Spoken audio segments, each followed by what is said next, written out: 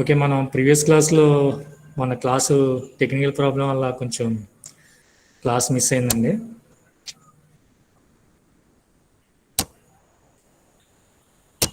Okay. మనం previous క్లాస్‌లో ఏం చెప్పుకున్నామంటే how to make the design good questionnaire. మనం ఏ విధంగా మంచి క్వెషనర్‌ని డిజైన్ చేసుకోవాలని చెప్పుకున్నాం మనం. దాంట్లో భాగంగా కొన్ని స్టెప్స్ ఉన్నాయని కూడా మనం చెప్పుకున్నాం. కానీ కొంచెం ఈ యొక్క టెక్నికల్ ప్రాబ్లం వల్ల క్లాస్ కొంచెం డిస్టర్బ్ అవ్వడం జరిగింది. ఇక దాన్ని ఒకసారి చూసి మనం మళ్ళీ నెక్స్ట్ ఈరోజు టాపిక్కి వెళ్దామండి. Okay. How to make design the good questionnaire అని చెప్పిన what are the qualities of good questionnaire అని చెప్పిన ఒకటి అని మనం చెప్పుకున్నాం. ఒక మంచి క్వెషనర్కి ఉండవలసిన లక్షణాలు ఏంటని చెప్పుకున్నాం అంటే మనం ఒక క్వశ్చన్ అనేది 2 సార్లు రాకూడదు. వచ్చిన క్వశ్చనే మళ్ళీ రెండోసారి రిపీట్ అయింది అనుకోండి, ఆ యొక్క రెస్పాండెంట్కి ప్రతిస్పందించే వాళ్ళకి కొంచెం ఇరిటేషన్గా చిరాగ్గా ఉంటుంది అన్నమాట. సో మనం ఒక మంచి క్వశ్చన్ని డిజైన్ చేసేటప్పుడు వచ్చిన క్వశ్చనే మళ్ళీ అది ఇండైరెక్ట్గా కానీ ఏ రకంగా కూడా వచ్చే అవకాశం లేకుండా మనం చూడాలి. అట్లాగే మనం ఎప్పుడు కూడా ఈ యొక్క క్వశ్చనర్ని డిజైన్ చేసేటప్పుడు కానీ ఒక మంచి క్వశ్చనర్కి ఉండవలసిన మరొక లక్షణం ఏంటంటే ఈ యొక్క సులభమైన ప్రశ్నల్ని ముందు వరుసలో ఉంచేటట్టు మనం చూడాలన్నమాట. అట్లాగే అతి సున్నితమైన అంశాలతో కూడిన ప్రశ్నలు, అట్లాగే అతి కష్టమైన ప్రశ్నల్ని చివరిలో ఉండేటట్టు చూడాలి. ఎందువల్లంటే ముందే మనం అతి కష్టమైన ప్రశ్నలు, అతి సున్నితమైన అంశాలతో కూడిన ప్రశ్నలు ఇచ్చామనుకోండి, ఆ యొక్క రెస్పాండెంట్ నెక్స్ట్ సిరీస్లోకి వరుసలోకి వెళ్ళే అవకాశం అనేది ఉండదు. కాబట్టి మనం ఎప్పుడైనా కూడా ఒక మంచి క్వశ్చనర్ని డిజైన్ చేసేటప్పుడు ఈ యొక్క సామాజిక పరిశోధనలో భాగంగా మనం ఒక మంచి క్వశ్చనర్ని డిజైన్ చేసేటప్పుడు ఎప్పుడు కూడా మనం ఈ యొక్క ఈజీ అంటే సులభమైన ప్రశ్నల్ని మొదటి వరుసలో ఉండేటట్టు చూడాలి. నెక్స్ట్ ఏంటంటే బాగా కష్టసాధ్యమైన ప్రశ్నలు, అట్లాగే బాగా సున్నితమైన విషయాల గురించి ప్రస్తావించే ప్రశ్నల్ని చివరిలో ఉండేటట్టు మనం చూడాలండి. అట్లాగే మంచి క్వశ్చనర్ని డిజైన్ చేసేటప్పుడు ఎప్పుడు కూడా ఆ యొక్క రెస్పాండెంట్ ఆన్సర్స్ అతను ఇష్టపూర్వకంగా ఆన్సర్స్ చెప్పేటట్టు ఉండాలి. అతని యొక్క ఇష్టంతో ఆన్సర్ల క్వశ్చన్లకి లేదా ప్రశ్నలకి జవాబులు చెప్పేటట్టు మన ప్రశ్నలు ఉండాలి తప్ప అవతల వాళ్ళకి ఇబ్బంది కలిగేటట్టు ఉండకూడదు అన్నమాట.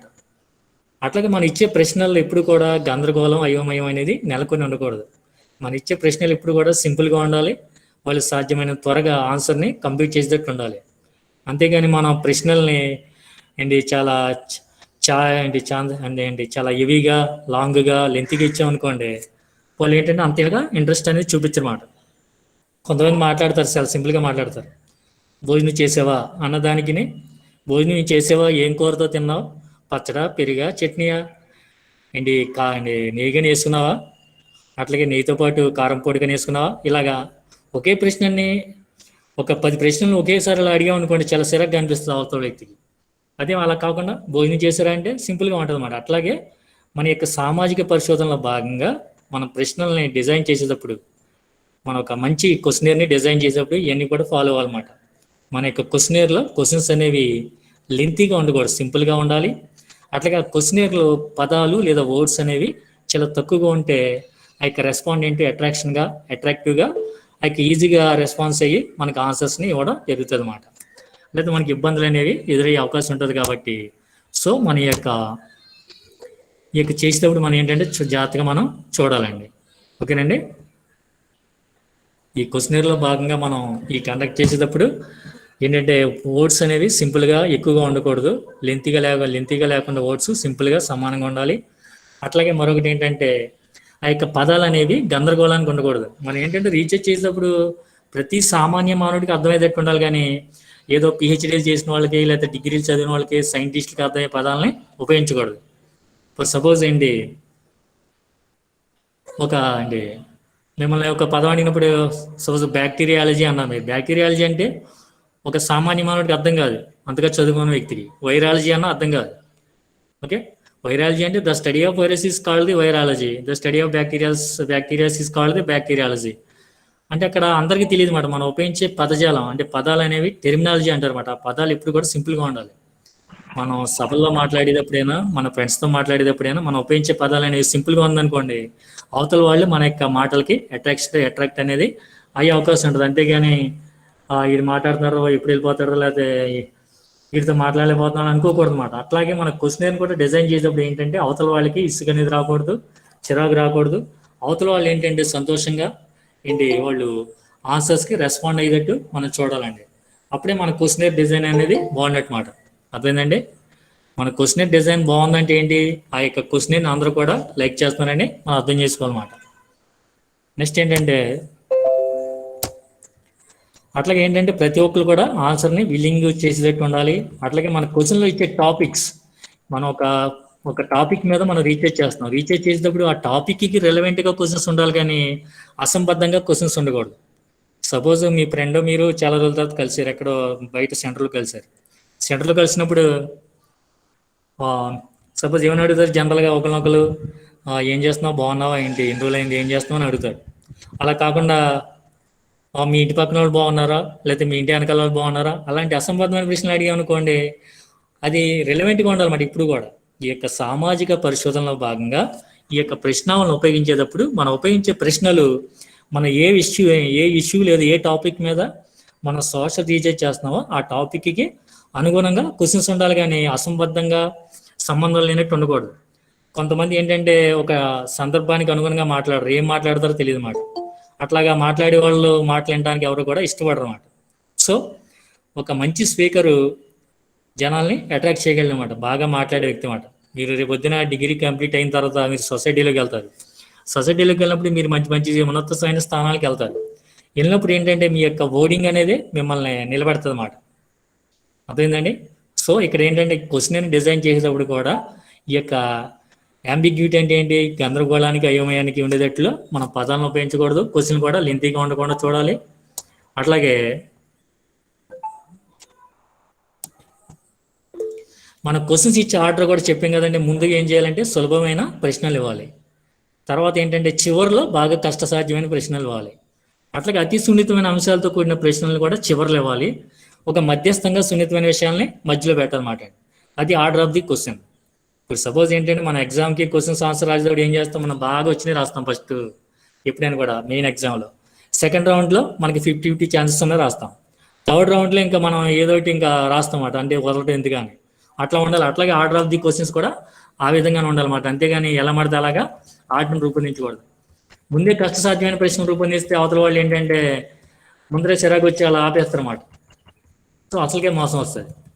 సో మనం ఏంటంటే ఈ యొక్క క్వశ్చన్ని డిజైన్ చేసేటప్పుడు the order of the questions, అట్లాగే సూటబుల్ టాపిక్స్ చూడాలి. అట్లాగే మనం ఈ యొక్క lengthy of the questions, length లేకుండా చూడాలి. అట్లాగే మనం ఇచ్చే ప్రశ్నలు కానీ మనం ప్రశ్నల్లో ఉపయోగించే పదాలు కానీ వయసుకు తగ్గట్టుగా ఉండాలి.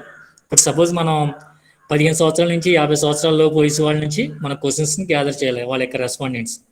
ఆ వయసుకు తగ్గ నాలెడ్జ్ ఎట్లా ఉంటుంది అని దానికి అనుగుణంగా మన ప్రశ్నల్ని, ఆ ప్రశ్నలు ఉపయోగించే పదాలని మనం తయారు చేయాలి. కానీ బాగా పెద్దవాళ్ళు అట్లాంటి వాళ్ళు చేస్తున్నారని అనుకోకూడదు అన్నమాట ఎప్పుడైనా కూడా. ఓకే అండి, రిలవెంట్గా ఉండాలన్నమాట. అంటే మనం ఇచ్చే క్వశ్చన్స్ డైరెక్ట్ క్వశ్చన్స్ ఉపయోగించాలా, ఇండైరెక్ట్ క్వశ్చన్స్ ఉపయోగించాలా అనేది మోస్ట్లీ చూస్తే ఈ యొక్క సోషల్ రీసెర్చ్లు ఎప్పుడైనా కూడా ఉపయోగించే క్వశ్చనర్లో ఒక మంచి క్వశ్చనర్ని డిజైన్ చేసేది ఎప్పుడు కూడా మన యొక్క క్వశ్చన్స్ అనేవి స్ట్రైట్ ఫార్వర్డ్గా ఉండాలన్నమాట. What is your name, date of birth, okay, మీ పేరేంటి, మీ వయసు ఎంత, మీ క్వాలిఫికేషన్ ఏంటి. అంతేగాని నీ పేరుని ఇంటి పేరుతో సహా చెప్పు, లేదా మీ నాన్న పూర్వ పేరు ఏంటి, లేదా ఇవన్నీ కూడా మనం అలా ఉండకూడదు అనమాట. డైరెక్ట్గా ఉండాలి క్వశ్చన్స్ ఎప్పుడు కూడా స్ట్రైట్ ఫార్వర్డ్గా ఉండాలన్నమాట రీచెక్ చేసేటప్పుడు. అట్లాంటి ఇవన్నీ కూడా ఫాలో అవుతేనే ఆ యొక్క క్వశ్చనర్ అనేది మంచి క్వశ్చనర్ అవుతుంది అన్నమాట. ఇట్లాంటి స్టెప్స్ అన్ని మనం ఫాలో అవ్వాలన్నమాట. సూటబుల్ టాపిక్స్ కూడా ఈ యొక్క క్వశ్చనర్లో ఫాలో అవుతే that makes the good questionnaire. అట్లాగే these are the qualities of the good questionnaire. ఒక క్వశ్చనర్ని మనం మంచిగా డిజైన్ చేయాలంటే ఇవన్నీ కూడా ఫాలో అవ్వాలి. అట్లాగే ఈ క్వాలిటీస్ని ఒక మంచి క్వశ్చనర్కి ఉండే లక్షణాలుగా కూడా మనం చెప్పొచ్చు మాట. అట్లాగే మనం ఏంటంటే ఒక క్వశ్చన్కి 2 సమాధానాలు ఉండేటట్టు ఎప్పుడు చూడకూడదు. 2 సమాధానాలు ఉండేటట్టు మన ఆప్షన్స్ ఎప్పుడు ఇవ్వకూడదండి. ఇచ్చే ఆప్షన్స్ కూడా ఏంటంటే ఆ క్వశ్చన్కి తగ్గట్టుగా ఒకటే ఆన్సర్ రిలవెంట్గా ఉండాలి. అదే కాంపిటేటివ్ ఎగ్జామ్స్ రాసేటప్పుడు అనుకోండి, ఒక క్వశ్చన్కి 2-3 ఆన్సర్స్ రిలేటెడ్గా ఉండాలి, అది వేరే సంగతి. కానీ ఇక్కడ సోషల్ రీసెర్చ్లో మనం ఆన్సర్స్ ఇచ్చేటప్పుడు ఎప్పుడు కూడా ఒక క్వశ్చన్కి ఒకటే ఆన్సర్ ఉండాలి, కానీ మనం డైమెన్షన్లో ఉండకూడదు. 5 రకాల కోణాలు ఉండకూడదు, దృక్పథాలు.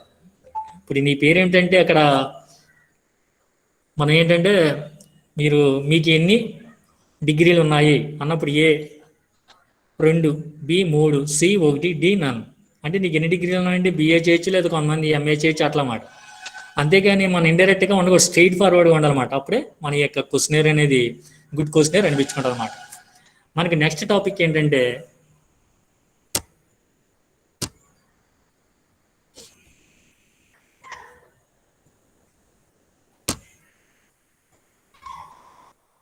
Administering or piloting questionnaire. Administering or piloting the questionnaire అంటే ఇక్కడ యాక్చువల్గా చెప్పాలంటే ఇప్పుడు మనం మీలో చాలామంది administering or piloting the questionnaire అంటే ఏంటంటే ఒక ప్రశ్నావళిని మనం ఏ విధంగా కండక్ట్ చేస్తాం, అంటే ఒక నమూనా ప్రశ్నావళిని ఏ విధంగా కండక్ట్ చేస్తాం. ఇక్కడ administering or piloting the questionnaire అంటే ఏంటి మీకు చెప్పాను నేను. పైలట్ టెస్ట్ అంటే ఒక నమూనా పరీక్ష అని, అట్లాగే పైలటింగ్ ద క్వశ్చనర్ అంటే ఏంటి, నమూనా ప్రశ్నావళి. మనం ఒక నమూనా ప్రశ్నావళిని ఏ విధంగా రూపొందిస్తామంటే ఎందువల్ల రూపొందించాలనేది చూస్తాకి ఆ టాపిక్ ముందర తెలుసుకునే ముందర మనం పైలట్ టెస్ట్ అంటే ఏంటో తెలుసుకోవాలండి. మన అడ్మినిస్టరింగ్ ఆర్ పైలటింగ్ ద క్వశ్చనర్ని తెలుసుకునే ముందర పైలట్ టెస్ట్ అంటే ఏంటి, ప్రీ టెస్ట్ అంటే ఏంటో తెలుసుకోవాలండి. A small field test primarily of the questionnaire but also of other field procedures that occurs before the main study is conducted. ఇప్పుడు మనం ఒక ఎక్కువ సమూహంలో ఒక ప్రశ్నావళిని కండక్ట్ చేసేటప్పుడు ఎక్కువ సమూహం ఏంటి, సపోజ్ ఒక 10,000 మంది దగ్గర నుంచి మనం రీసెర్చ్ చేసి వాళ్ళ దగ్గర నుంచి రెస్పాండెన్స్ సేకరించాలి. అట్లాంటప్పుడు మనకి కొన్ని మిస్టేక్స్ అనేవి, కొన్ని ఇబ్బందులు ఎదురవుతాయి, కొన్ని తప్పులు కూడా రావచ్చు. సో అట్లాంటి తప్పుల్ని ఇబ్బందుల్ని అధిగమించడానికి ఈ యొక్క సోషల్ రీసెర్చ్లో భాగంగా కండక్ట్ చేసే టెస్ట్నే పైలట్ టెస్ట్ అంటారు అన్నమాట. పైలట్ టెస్ట్ అంటే ఏంటంటే ఇప్పుడు సపోజ్ ఒక ఏరోప్లేన్ ఉంది. ఏరోప్లేన్ బొంబాయి నుంచి అమెరికాకి వెళ్ళాలంటే ఏం చేస్తాడంటే ఆ పైలట్ దాన్ని టెస్ట్ చేసుకుంటాడు అనమాట, అది కరెక్ట్గా ఉందా లేదని. అట్లా ఒక కార్ డ్రైవర్ కూడా లాంగ్ జర్నీ చేసేటప్పుడు ముందర చెక్ చేసుకుంటాడు, గాలి ఉందా లేదా, అట్లాగే ఈ యొక్క పెట్రోల్ ఉందా లేదా, ఇవన్నీ చెక్ చేసుకుంటారు అన్నమాట. అట్లాగే ఏంటి యొక్క బ్రేక్స్ అన్ని కూడా కండిషన్గా ఉన్నాయి, అన్ని చెక్ చేసుకుంటారు. అట్లాగే మనం ఒక సామాజిక పరిశోధనలో భాగంగా ఈ యొక్క క్వశ్చనర్ సంబంధించి అవ్వచ్చు, ఏదైనా ఒక టెస్ట్ కండక్ట్ చేసేటప్పుడు ఎక్కువ మంది దగ్గర నుంచి వివరాలు సేకరించేటప్పుడు ఎటువంటి ఇబ్బందులకి తప్పులకి ఆస్కారం లేకోకుండా ముందుగా సుమారుగా 10 లేదా 50 మంది దగ్గర నుంచి 10 మంది దగ్గర నుంచి అవ్వచ్చు లేదా 50 మంది దగ్గర నుంచి అవ్వచ్చు, మనం ఒక నమూనా ప్రశ్నావళిని లేదా ఒక నమూనా పరీక్ష నిర్వహించి దానిలో వచ్చిన మంచిని చెడుని బేరీ చేసుకుని మళ్ళీ దాన్ని రెమెడీ చేసి దాన్ని అవసరమైతే రెక్టిఫై చేసి రివైజ్ చేసి మళ్ళీ మెయిన్ టెస్ట్ని కండక్ట్ చేస్తామన్నమాట. దాన్ని పైలట్ టెస్ట్ అంటారన్నమాట. ఇప్పుడు ఈ సామాజిక పరిశోధనలో భాగంగా పెద్ద ఆర్గనైజేషన్స్ ఎక్కువ సమూహాల్లో పరీక్ష చేసేటప్పుడు ఈ యొక్క పైలట్ టెస్ట్ని ఉపయోగిస్తారన్నమాట. ఈ యొక్క పైలట్ టెస్ట్ అన్నా ప్రీ టెస్ట్ అన్నా ఒకటే మాట. కొంతమంది పైలట్ టెస్ట్ అంటారు, కొంతమంది ప్రీ టెస్ట్ అంటారు అన్నమాట. Some organisations use the term pilot test and pre test synonymously. కొన్ని సంస్థలు ఏమంటాయంటే దీన్నే పైలట్ టెస్ట్ అంటే, కొన్ని ప్రీ టెస్ట్ అంటే అన్నమాట. ప్రీ టెస్ట్ అంటే ఏంటి, ముందరి పరీక్ష అంటే మెయిన్ పరీక్షకి ముందర కండక్ట్ చేసే పరీక్ష ప్రీ టెస్ట్ అన్నమాట. Others considered that A pilot test precedes A pre test. కొంతమంది దీన్ని ఎట్లా పరిగణలో తీసుకుంటారంటే, కొంతమంది ఏంటంటే ముందర పరీక్షకి ముందర నిర్వహించేది పైలట్ టెస్ట్ అంటారు అనమాట. అసలు పరీక్షకి ముందర ఒక ప్రీ టెస్ట్ అనేది కండక్ట్ చేస్తాం. ఆ ప్రీ టెస్ట్కి ముందర కండక్ట్ చేసేదాన్ని పైలట్ టెస్ట్గా కొంతమంది పరిగణలో తీసుకుంటారు అనమాట. ఇంకా కొంతమంది ఏ విధంగా పరిగణలో తీసుకుంటారంటే, పైలట్ టెస్ట్కి ముందర కండక్ట్ చేసే ప్రీ టెస్ట్ అంటారన్నమాట. పైలట్ టెస్ట్కి ముందర కండక్ట్ చేసేదాన్ని ప్రీ టెస్ట్గా కొంతమంది పరిగణలో తీసుకుంటారు అనమాట. ప్రీ టెస్ట్ అంటే ఏంటంటే ముందరి పరీక్ష, ప్రీ ఎగ్జామ్ అంటారన్నమాట. ప్రీ ఫైనల్ అనే ఎగ్జామ్ అని పేరు అన్నారు కదా. ప్రీ ఫైనల్ ఎగ్జామ్ అంటే ఏంటి, ఫైనల్ ఎగ్జామ్కి ముందర కండక్ట్ చేసే ఎగ్జామ్ని ప్రీ ఫైనల్ ఎగ్జామ్ అంటారు. అట్లాగే ఒక మెయిన్ టెస్ట్ని కండక్ట్ చేసేటప్పుడు కండక్ట్ చేసే చిన్న టెస్ట్ అని, ఒక శాంపిల్ టెస్ట్ని ప్రీ టెస్ట్ అంటారు అన్నమాట. దాన్నే పైలట్ టెస్ట్ అని కూడా చెబుతారు అన్నమాట. ఓకే, మనకి ఎగ్జామ్ మనకి సిలబస్ పాయింట్ ఆఫ్ వ్యూ ఏమని ఇచ్చారంటే, administering or piloting the questionnaire అంటే ఏంటి, ఒక క్వశ్చనర్ని మీరు ఏ విధంగా నిర్వహిస్తారు, లేదా ఒక పైలటింగ్ ద క్వశ్చనర్ లేదా ఒక నమూనా ప్రశ్నలు ఏ విధంగా నిర్వహిస్తారంటే ఏంటి, సపోజ్ మనం ఒక 10,000 మంది దగ్గర నుంచి మనం క్వశ్చనర్ ద్వారా వివరాలు సేకరించాలనుకున్నప్పుడు ఏం చేయాలంటే, కనీసం 10 మంది దగ్గర నుంచి కానీ 50 మంది దగ్గరికి కానీ ఒక నమూనా ప్రశ్నావళిని ముందర రూపొందించాలన్నమాట. ఆ నమూనా ప్రశ్నావళిని వాళ్ళకి ఇచ్చినప్పుడు ఆ యొక్క 10 మంది లేదా ఒక 50 మంది సమూహం తీసుకున్నప్పుడు 10 మంది దగ్గర నుంచి 50 మంది వరకు కండక్ట్ చేసేదాన్ని మనం పైలట్ టెస్ట్ లేదా ప్రీ టెస్ట్ లేదా పైలటింగ్ ద క్వశ్చనర్ అంటారు అనమాట. పైలట్ టెస్ట్ అన్నా పైలటింగ్ ద క్వశ్చనర్ అని ఒకటేనండి. అక్కడ ఏంటి, ఇక్కడ పరీక్ష వచ్చింది, అక్కడ క్వశ్చనర్ వచ్చింది అంతే. అక్కడ పైలట్ టెస్ట్లో భాగంగా మనం క్వశ్చనర్ కండక్ట్ చేయొచ్చు, ఇంకేదైనా కండక్ట్ చేయొచ్చు అన్నమాట. సపోజ్ ఎగ్జామ్స్కి ప్రిపేర్ అయ్యేటప్పుడు ఏం చేస్తారంటే కొంతమంది ఇంటి దగ్గర వాళ్ళ ఆన్సర్స్ రాసుకుంటారు అన్నమాట. అంటే వాళ్ళకి ఆన్సర్ తప్పులు వస్తున్నాయి, మిస్టేక్. మనం సమ్స్ చేసేటప్పుడు ఏం చేస్తాం, ఒక సమ్మని చేసేటప్పుడు ఇంటి దగ్గర చేస్తుంటాం అన్నమాట. ఎగ్జామ్లో వచ్చే సమ్స్ని ఇంటి దగ్గర చేసినప్పుడు మనకి మిస్టేక్స్ ఏమైనా వచ్చినట్టు మళ్ళీ దాన్ని ఒకసారి చూసుకుంటాం అన్నమాట. ఫార్ములాలో మిస్టేక్ ఉందా, లేకపోతే స్టెప్స్లో మిస్టేక్ ఉందా, లేకపోతే మొత్తం ఆన్సరే తప్ప, లేకపోతే చేసే విధానమే రాంగ్ అని చూసుకుని మనం ఒక ప్రీ టెస్ట్ మనమే కండక్ట్ చేసుకుంటాం అన్నమాట. దాన్ని ఏమంటారంటే సెల్ఫ్ అడ్మినిస్ట్రేటింగ్ ప్రీ టెస్ట్ అన్నమాట. అట్లాగే సెల్ఫ్ అడ్మినిస్ట్రేటింగ్ క్వశ్చనర్స్ కూడా ఉంటాయి. ఇక్కడ మనకి ఎగ్జామ్ పాయింట్ టైంలో ఏమి ఇచ్చారంటే administering the questionnaire or piloting the questionnaire. అంటే ఒక విశాలమైన సమూహానికి లేదా ఎక్కువ మంది జనాభాకి లేదా సమూహానికి ఒక భారీ స్థాయిలో ఒక ప్రశ్నావళిని ఈ యొక్క సామాజిక పరిశోధనలో భాగంగా నిర్వహించేటప్పుడు ఎటువంటి తప్పులకు, ఎటువంటి ఇబ్బందులకు, ఎటువంటి తప్పులు రాకుండా, ఎటువంటి ఇబ్బందులకి గురి కాకుండా ఒక సమూహంలో కొద్ది మంది దగ్గర నుంచి సుమారుగా 10 మంది దగ్గర నుంచి 50 మందికి కండక్ట్ చేసే ఒక నమూనా ప్రశ్నావళినే పైలటింగ్ ద క్వశ్చనర్ అంటారన్నమాట.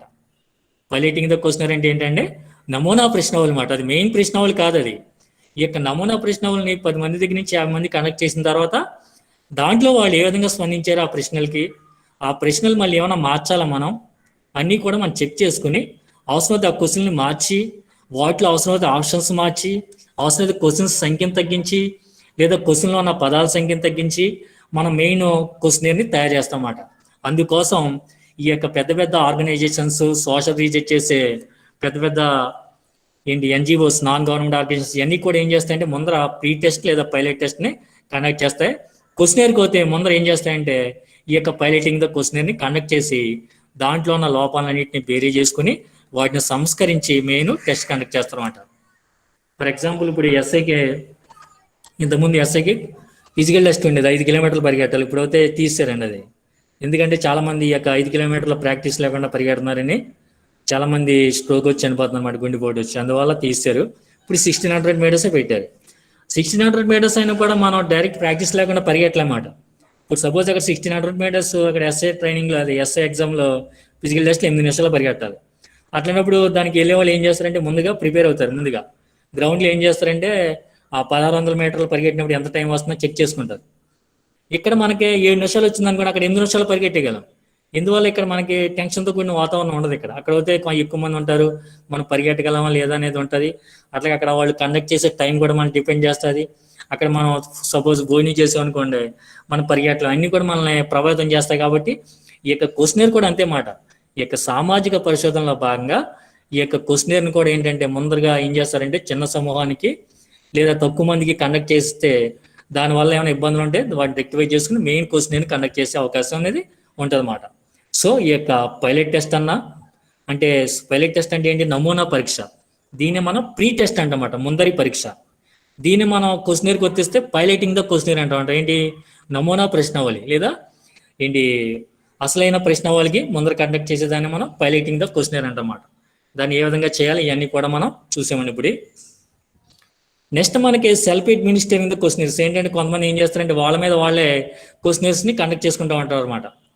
అంటే ఒక 10 మందిని వాళ్ళ సమూహం నుంచి తీసుకుని వాళ్ళు కనెక్ట్ చేసుకుంటారు. దాన్ని సెల్ఫ్ అడ్మినిస్ట్రేటింగ్ క్వశ్చనర్స్గా మనం చెప్పొచ్చండి. నెక్స్ట్ మనకి ఎగ్జామ్ పాయింట్ ఆఫ్ వ్యూలో ఏంటంటే అది మనకి సిలబస్లో భాగంగా నెక్స్ట్ ఉన్నది ఏంటంటేనండి మనకి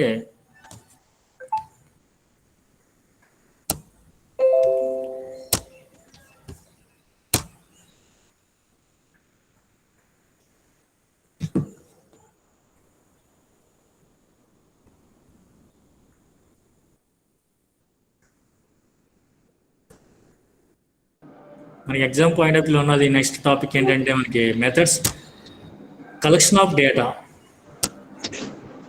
కలెక్షన్ ఆఫ్ డేటా అంటే ఏంటి, మనం డేటాని ఏ విధంగా సేకరించాలి.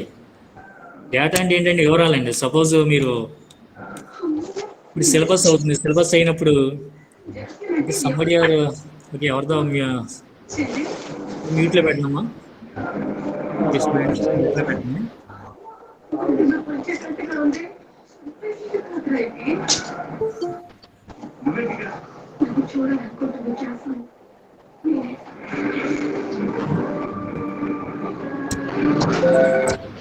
ఓకే, మనకి సిలబస్ లో బాగా ఏమి ఇచ్చారంటే కలెక్షన్ ఆఫ్ డేటా లేదా డేటా కలెక్షన్. అంటే డేటాని సేకరించడం అన్న కలెక్షన్ ఆఫ్ డేటా ఒకటేనండి.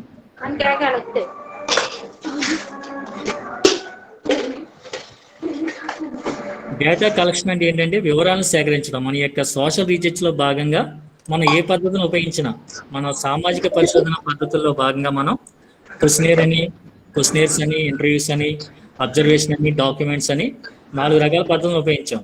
ఏ పద్ధతిని ఉపయోగించిన మన యొక్క ముఖ్యమైన ఉద్దేశం ఏంటంటే డేటా కలెక్షన్ లేదా కలెక్షన్ ఆఫ్ డేటా. ఆ యొక్క వివరాల సేకరణ అనేది మన ముఖ్యమైన ఉద్దేశం.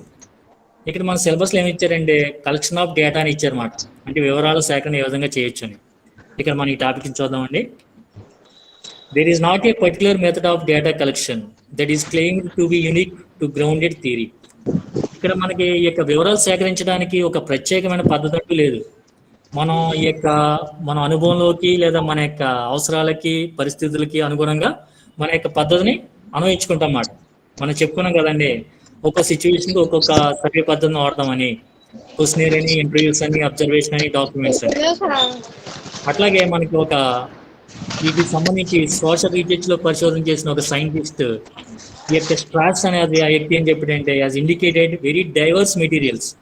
చాలా రకాల మనకి పద్ధతులు విషయాలు ఉన్నాయి. ఏంటంటే అవి ఇంటర్వ్యూస్ అంటే ముఖాముఖి సమావేశాలు, అట్లాగే సమావేశాలు, అట్లాగే కోర్టు ప్రొసీడింగ్స్, అట్లాగే ఫీల్డ్ అబ్జర్వేషన్స్, అట్లాగే అదర్ డాక్యుమెంట్స్ అంటే డైరీలు, అట్లాగే ఉత్తరాలు, అట్లాగే క్వశ్చనర్ ఆన్సర్స్ అంటే ప్రశ్నలకు సంబంధించిన సమాధానాలు, అట్లాగే జనాభా లెక్కలు, ఇవన్నీ కూడా మనకి డేటా కలెక్షన్ ఇస్తాయన్నమాట. మనం ఏదైనా విషయం మీద వివరాలు సేకరించాలి అనుకున్నాం. ఫర్ ఎగ్జాంపుల్ 2020లో ఇన్ఫాంట్ మార్టాలిటీ రేట్ ఎంత ఉంది, శిశు మరణాల రేటు ఎంత ఉంది అనుకున్నప్పుడు మనం ఏం చేయాలండి, మనం ఏ డేటా మనం ప్రామాణికంగా తీసుకుంటాం, పాపులేషన్ సెన్సస్ని మనం ప్రామాణికంగా తీసుకుంటాం. అట్లా ఏంటంటే మనం ఈ యొక్క డేటా కలెక్షన్ చేసేటప్పుడు మనం దేనికోసం డేటా కలెక్షన్ చేయాలనుకుంటున్నాం దానికి అనుగుణంగా మనకి ఎన్నో సోర్సెస్ ఉంటాయి. మనకి ఇంటర్వ్యూస్ ద్వారా కొన్ని దొరుకుతాయి, కొన్ని వివిధ రకాల సమావేశాల ద్వారా మనకి విషయాలు తెలుస్తాయి, కొన్ని కోర్టుల ఉత్తర్వుల ద్వారా కొన్ని విషయాలు తెలుస్తాయి, కొన్ని మనం ఫీల్డ్లో దిగి పరిశీలన చేసినప్పుడు పర్యవేక్షించినప్పుడు కొన్ని దొరుకుతాయి, కొన్ని మనకి రకాల పత్రాల ద్వారా మనం కొన్ని విషయాలు తెలుస్తాయి. అట్లాగే కొంత ఇప్పుడు గాంధీ గారి గురించి తెలుసుకోవడానికి ఆయన రాసిన డైరీస్ ద్వారా కూడా మనం తెలుసుకున్నాం. అట్లాగే జవహర్లాల్ నెహ్రూ గారి గురించి తెలుసుకోవడానికి అతని కుమార్తెకు రాసిన ఉత్తరాల ద్వారా కూడా ఆయన గురించి మనం తెలుసుకున్నాం. అట్లాగే ప్రశ్నావళి, వాటి సమాధానాలు, జనాభా లెక్కలు ఇవన్నీ కూడా మన యొక్క డేటా కలెక్షన్లో మనకి వివరాలను అందించడానికి ఉపయోగపడతాయి అన్నమాట. అంటే అన్నిటికీ ఒకటే కాదండి. అంటే సపోజ్ ఏంటంటే మన ఎగ్జామ్లో 5 మార్క్స్ ఆన్సర్ ఒక రకంగా రాస్తాం, 10 మార్క్స్ ఆన్సర్ ఒక రకంగా రాస్తాం. అంతేకాని రెండు ఒకే రకంగా రాసామంటే అక్కడ ఏంటి, మనకి దాని మీద అవగాహన లేదని అర్థం అన్నమాట. అట్లాగే సామాజిక పరిశోధన లేదా సోషల్ రీసెర్చ్ చేసేటప్పుడు మనకి అనివార్యమైన లేదా అవసరమైన డేటా సేకరించడానికి ఇవన్నీ కూడా వివిధ రకాల మెటీరియల్స్ లేదా మనకి సోర్సెస్ కింద చెప్పొచ్చండి. మనం ఏదైనా కూడా ఏంటి, సామాజిక పరిశోధన పద్ధతుల్లో ఏదో ఉపయోగించినా కూడా మన యొక్క మెయిన్ ఎయిమ్ ఏంటండి, కలెక్షన్ ఆఫ్ డేటా, ఆ యొక్క వివరాలను సేకరించడం అన్నమాట. Having made this point, there are certain methods that lend themselves better than others to use within a grounded theory approach. మనం గ్రౌండెడ్ థియరీ అప్రోచ్లో భాగంగా చూసినప్పుడు మనకి చాలా మెథడ్స్ ఉంటాయి. ఈ మెథడ్స్ మనం ఎలా చూడొచ్చండి, these are methods that allow the collection of data in a raw state, not unduly shaped by prior concepts or theories. ఇక్కడ మనం చూసేటప్పుడు ఎట్లా చూడాలంటే, మన డేటా సేకరించేటప్పుడు ఏ పద్ధతిని చూడాలని ఉపయోగిస్తే బాగుంటుందని, మనకి ఎప్పుడు కూడా అన్స్ట్రక్చర్డ్ డేటా దొరుకుతుంది అన్నమాట. మనకి ఎప్పుడు కూడా ఆ అన్స్ట్రక్చర్డ్ డేటా ద్వారానే మన వివరాలు అనేవి బాగా గ్యాదర్ చేయొచ్చు. స్ట్రక్చర్డ్ డేటా అంటే ఏంటి, నిర్మాణాత్మకమైన వివరాలు స్ట్రక్చర్డ్ డేటా అంటే. అన్స్ట్రక్చర్డ్ డేటా అంటే ఏంటి, నిర్మాణాత్మకం కాని వివరాలు, అవి మనకు ఉపయోగపడతాయి. ఫర్ ఎగ్జాంపుల్ చూడండి ఏంటి, the point is to generate theories not to test them, and so there is a preference for unstructured interviews rather than structured interviews. మనం ఎప్పుడు కూడా ఈ యొక్క డేటా కలెక్షన్ కోసం మనం స్ట్రక్చర్డ్ ఇంటర్వ్యూస్ అంటే ఏంటి, నిర్మాణాత్మకమైన ముఖాముఖి సమావేశాల కంటే నిర్మాణాత్మక కానీ ముఖాముఖి సమావేశాలకే ప్రాముఖ్యత ఇవ్వాలన్నమాట.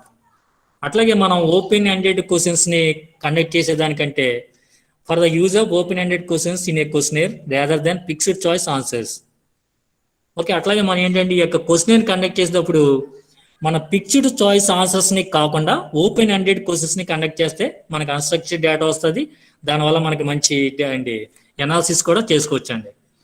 అట్లాగే మనం అబ్జర్వేషన్ చేసేటప్పుడు use of field notes rather than observation based on tick box schedule. ఈ యొక్క అబ్జర్వేషన్ చేసేటప్పుడు మనం టిక్ బాక్స్ షెడ్యూల్ కాకుండా ఫీల్డ్ నోట్స్ని ఉపయోగిస్తే మనకు వచ్చే డేటా అనేది మనకి నిర్మాణాత్మకంగాను బాగుంటుంది అన్నమాట. అట్లాగే the preference quite logical is for the use of methods that produce qualitative data that are relatively unstructured. ఇప్పుడు మనం సామాజిక పరిశోధనలో భాగంగా మనం రెండు రకాల డేటాను సేకరిస్తాం జనరల్గా. ఒకటి క్వాంటిటేటివ్ డేటా, రెండు qualitative data. What is the difference between quantitative data and qualitative data? Quantitative data అంటే ఏంటంటే పరిమాణాత్మకమైన వివరాలు లేదా సమాచారం, అంటే ఎక్కువ మంది దగ్గర నుంచి వివరాలు సేకరించేదాన్ని ఏమంటారంటే క్వాంటిటేటివ్ డేటా అంటారన్నమాట. ఎక్కువ మంది దగ్గర నుంచి వివరాలు సేకరించినప్పుడు దాంట్లో మనకి అంత సమంజసంగా అంత ప్రామాణికత అనేది ఉండదన్నమాట. అర్థమైందండి? అదే మనకి క్వాలిటేటివ్ డేటా అంటే ఏంటంటే గుణాత్మకమైన వివరాలు. గుణాత్మకమైన వివరాలు అంటే ఏంటి? మనం తక్కువ మంది దగ్గర నుంచి వివరాలు సేకరిస్తాం, కానీ ఆ వివరాలు శాస్త్రీయంగా ప్రామాణికంగా ఉంటాయన్నమాట. వాటిని మనం అన్స్ట్రక్చర్డ్ డేటాగా కూడా ఉపయోగించుకోవచ్చు. మన యొక్క రీసెర్చ్లో కూడా అది మంచిది మాట మనకి.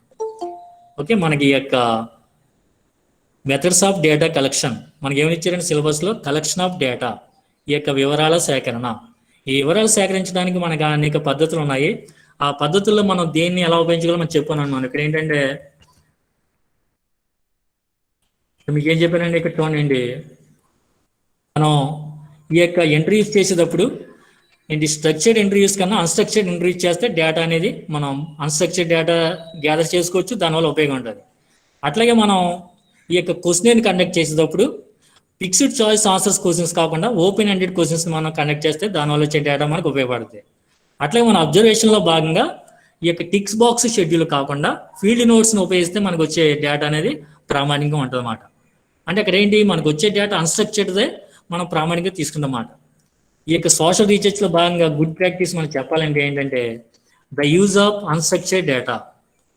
ఈ యొక్క నిర్మాణాత్మకం కాని వివరాల సేకరణ లేదా నిర్మాణాత్మకం కాని వివరాలు ఎలా ఉపయోగించాలి, వాటి వల్ల ఏంటంటే methods should be used that produce unstructured data.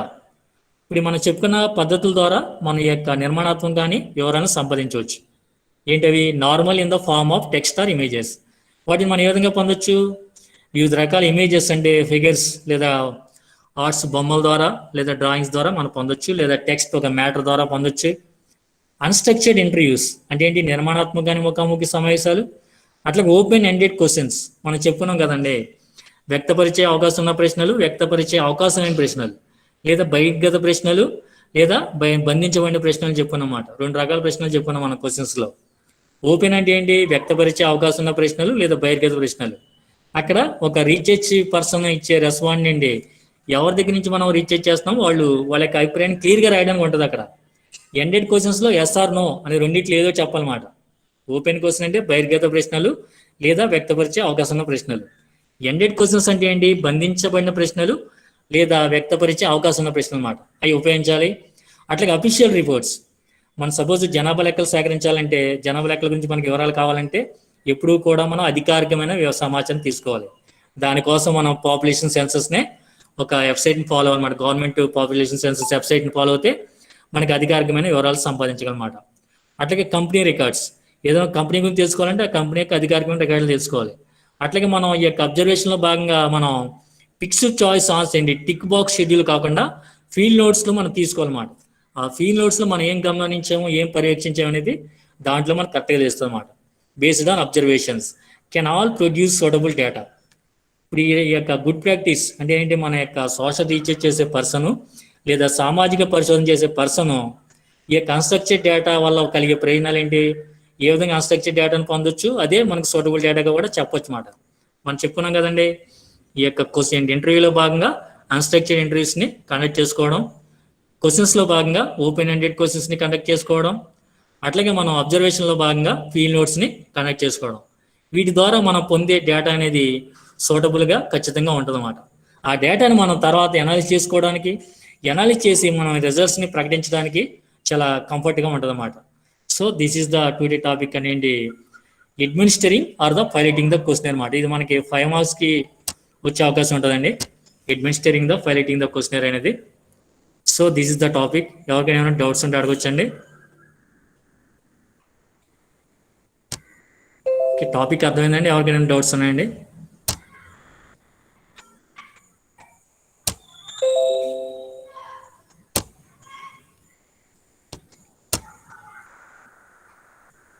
Okay, ఎవరికైనా ఏమైనా డౌట్స్ ఉన్నాయి? Anybody have any doubts? Okay, ఈరోజు మనం నేర్చుకున్నది ఏంటంటే how to make the good questionnaire. How to make the good questionnaire అంటే ఏంటి? How to make design the good questionnaire. ఒక మంచి ప్రశ్నావళిని ఏ విధంగా రూపొందించాలని తెలుసుకున్నాం. ఓకే, అందులో భాగంగా మనం ఏ సూత్రాలు ఉపయోగించాలో తెలుసుకున్నాం. అట్లాగే ఒక మంచి ప్రశ్నావళికి ఉండవలసిన లక్షణాల గురించి కూడా తెలుసుకున్నామండి. అట్లాగే మనం ఒక విశాలమైన సమూహంలో లేదా భారీ సమూహంలో ఒక సోషల్ రీసెర్చ్లో భాగంగా ప్రశ్నావళిని కండక్ట్ చేసేటప్పుడు లేదా నిర్వహించేటప్పుడు ఎటువంటి తప్పులకి ఆస్కారం లేకుండా, ఎటువంటి ఇబ్బందులకి గురి కాకుండా వాటిని అధిగమించడానికి ముందర ఒక 10 మంది దగ్గర నుంచి 50 మంది వరకు కండక్ట్ చేసే క్వశ్చనర్నే మనం ఈ యొక్క పైలటింగ్ ద క్వశ్చనర్ అని మనం చెప్పొచ్చండి. దాన్నే పైలట్ టెస్ట్ అంటారన్నమాట. అంటే ఏంటి? ఒక డ్రైవరు ఒక వాహనాన్ని ఏ విధంగా చెక్ చేసుకుంటాడు ముందర, అట్లాగే పైలట్ టెస్ట్ అంటారన్నమాట. పైలట్ టెస్ట్ అంటే ముందరి పరీక్ష. దాన్నే ప్రీ టెస్ట్ అంటారన్నమాట. ముందరి పరీక్ష లేదా నమూనా పరీక్ష మాట. ప్రీ టెస్ట్ అంటే ముందరి పరీక్ష, పైలట్ టెస్ట్ అంటే నమూనా పరీక్ష అండి.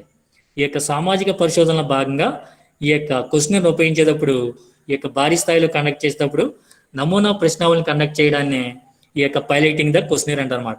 దీనివల్ల మనకి ఏంటంటే మన యొక్క లోటుపాట్లు ఏంటి, అక్కడ వాళ్ళు ఏ విధంగా రెస్పాండ్ అయ్యారు, వాటిని మనం ఏ విధంగా అధిగమించాలి, మనం ఏ విధంగా ఫుల్ఫిల్గా కండక్ట్ చేయాలనేది మనకు తెలుస్తుంది అన్నమాట. ఇప్పుడు సపోజ్ ఏంటంటే బైక్ నేర్చుకున్న వాళ్ళు ఏం చేస్తారంటే డైరెక్ట్ రోడ్డు మీద ఎక్కడమాట. సపోజ్ గర్ల్స్ ఎవరైనా బైక్ నేర్చుకుంటారనుకోండి, వాళ్ళు ఏం చేస్తారు, వాళ్ళ బ్రదర్స్ కానీ లేకపోతే ఎవరు ఒకళ్ళు ఏంటి వాళ్ళ సిస్టర్స్ ఎవరైనా కూడా బైక్ వచ్చిన వాళ్ళని నేర్పమంటారు. గ్రౌండ్లో నేర్చుకుంటారు అబ్బాయిలు కానీ అమ్మాయిలు కానీ ఎవరైనా కూడా. అంతేగాని మెయిన్ రోడ్ మీద నేర్చుకోవడం కష్టం కదండి ఒకేసారి. అలాగే వాళ్ళు ప్రాక్టీస్ అవుతారన్నమాట. దాన్ని పైలట్ డ్రైవింగ్ అనొచ్చు అనమాట, లేదా ప్రీ డ్రైవింగ్. అంటే ఏంటి? మెయిన్ రోడ్ మీదకి వచ్చే ముందర మీరు గ్రౌండ్లో నేర్చుకునే దాన్ని ప్రీ డ్రైవింగ్ అంటారు అనమాట. అట్లాగే ఈ పైలట్ టెస్ట్ కూడా అంతే, అట్లాగే పైలటింగ్ క్వశ్చనర్ కూడా అంతేనండి. ఒక మెయిన్ టెస్ట్ కండక్ట్ చేసేటప్పుడు ముందర కండక్ట్ చేసే టెస్ట్ని ప్రీ టెస్ట్ అంటారు. అట్లాగే ఒక పైలట్ టెస్ట్ అని కూడా అంటారు అనమాట. ఇప్పుడు ఈ ఫైనల్ మ్యాచ్ జరిగేటప్పుడు క్రికెట్ ప్రీ ఫైనల్ అన్నమాట. ప్రీ ఫైనల్ అంటే ఏంటి? ఫైనల్కి ముందరకు జరిగే మ్యాచ్ అన్నమాట. ఇక్కడ కూడా అంతేనండి. ఈ యొక్క సామాజిక పరిశోధనలో భాగంగా మనం కూడా ఈ యొక్క పైలటింగ్ ద క్వశ్చనర్ అనేది మనం చూస్తామండి.